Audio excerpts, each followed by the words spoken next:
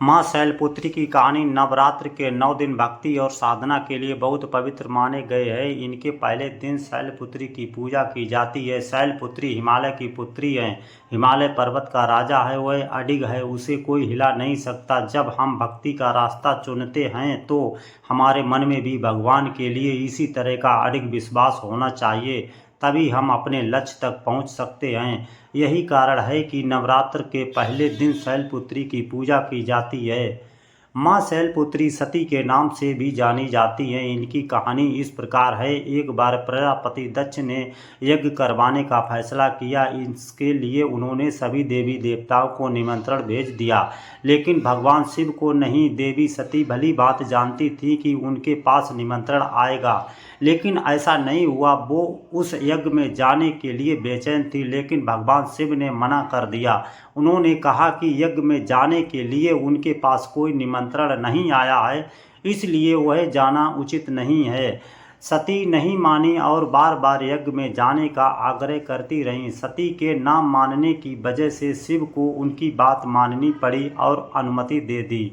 सती जब अपने पिता प्रजापति दक्ष के यहाँ पहुंची तो देखा कि कोई भी उनसे आदर और प्रेम के साथ बातचीत नहीं कर रहा है।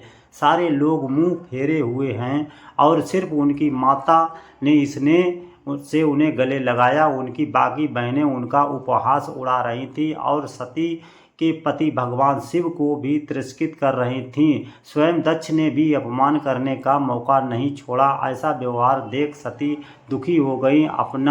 अपने पति का अपमान उनसे सहन ना हुआ और फिर अगले ही पल उन्होंने वो कदम उठाया जिसकी कल्पना स्वयं दक्ष ने भी नहीं की होगी। सती ने उसी यज्ञ में अग्नि में खुद को सुहा कर अपने प्राण त्याग दिए। भगवान शिव को जैसे ही इसके बारे में पता चला तो वो दुखी हो गए।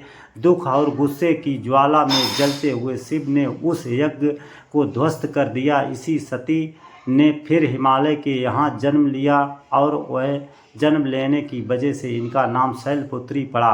माँ शैलपुत्री का वास काशी नगरी वाराणसी में माना जाता है। वहाँ शैलपुत्री का एक बेहद प्राचीन मंदिर है, जिनके बारे में मान्यता है कि यहाँ माँ शैलपुत्री के सिर्फ दर्शन करने से ही भक्तजनों की मुरादें पूरी हो जाती हैं। कहा तो ये भी जाता है कि नवरात्र के पहले दिन यानी प्रतिपदा को जो भी माँ भक्त शैलपुत्री के दर्शन करता है उसके सारे वैवाहिक जीवन के कष्ट दूर हो जाते हैं।